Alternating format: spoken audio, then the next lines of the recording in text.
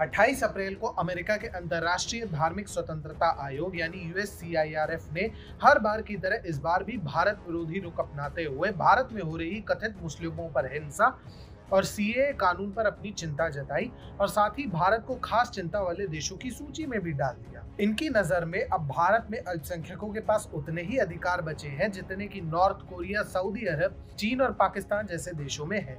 भारत ने संस्था के निर्णय को न सिर्फ रद्दी बताया बल्कि USCIRF को ही चिंताजनक स्थिति में बताया है। USCIRF के पाखंड का अंदाजा आप इसी बात से लगा सकते हैं कि खुद इस पैनल के 3 सदस्यों ने ही USCIRF के इस रिपोर्ट को खारिज कर दिया। USCIRF के 3 सदस्यों गैरी बोअर, जॉनी मोरे और टेंजिन दोरजी ने अपने ही पैनल के इस रिपोर्ट को खारिज कर दिया और कहा कि वे संस्था के इस निर्णय से सहमत नहीं है। कमीशन के सदस्य टेंजिन दोरजी ने इस रिपोर्ट पर अपनी कड़ी आपत्ति जताते हुए कहा, मैं नहीं मानता कि भारत को CPC यानी खास चिंता वाले देशों की सूची में डालना चाहिए। अब भारत को नॉर्थ कोरिया और चीन के समक्ष नहीं रख सकते। भारत दुनिया का सबसे बड़ा लोकतंत्र है और वहां पर CAA का विरोध हुआ है। विपक्षी पार्टी और सामाजिक संगठनों ने इसका विरोध भी किया है। इसी तरह गैरी बोअर ने USCIRF के इस पक्षपाती रिपोर्ट पर टिप्पणी करते हुए कहा, भारत हमारा मित्र है और एक लोकतांत्रिक देश है। ऐसी रिपोर्ट प्रकाशित करने से हमारा ये संबंध खराब हो सकता है। वहां हालात नॉर्थ कोरिया, चीन या फिर ईरान जैसे तो बिल्कुल नहीं है। कुछ ऐसे ही विचार जॉनी मोरे अपने सामने रखते हुए सबको याद दिलाया कि भारत अपने संविधान से चलता है, किसी सत्तावादी शासक के इशारों पर नहीं।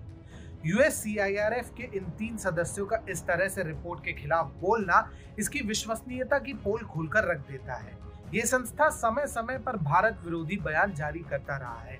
जब भारत ने जम्मू कश्मीर से अनुच्छेद 370 हटाया था और जब भारत ने CAA कानून पारित किया था तो भी इस संस्था को इसी तरह पीड़ा पहुंची थी। भारत सरकार ने भी अब की बार USCIRF को खरी खोटी सुनाया है। भारतीय विदेश मंत्रालय ने इस रिपोर्ट पर टिप्पणी करते हुए कहा, हम अमेरिकी अंतर्राष्ट्रीय धार्मिक स्वतंत्रता आयोग की वार्षिक रिपोर्ट में भारत के खिलाफ टिप्पणियों को खारिज करते हैं। भारत के खिलाफ उसके पूर्वाग्रह वाले और पक्षपातपूर्ण बयान नए नहीं हैं, लेकिन इस मौके पर उसकी गलत बयानी नए स्तर पर पहुंच गई है। बता दें कि अमेरिकी अंतर्राष्ट्रीय धार्मिक स्वतंत्रता आयोग ने मंगलवार को जारी अपनी वार्षिक रिपोर्ट में कहा था कि इसमें 9 ऐसे देश हैं जिन्हें दिसंबर 2019 में CPC द्वारा नामित किया गया था।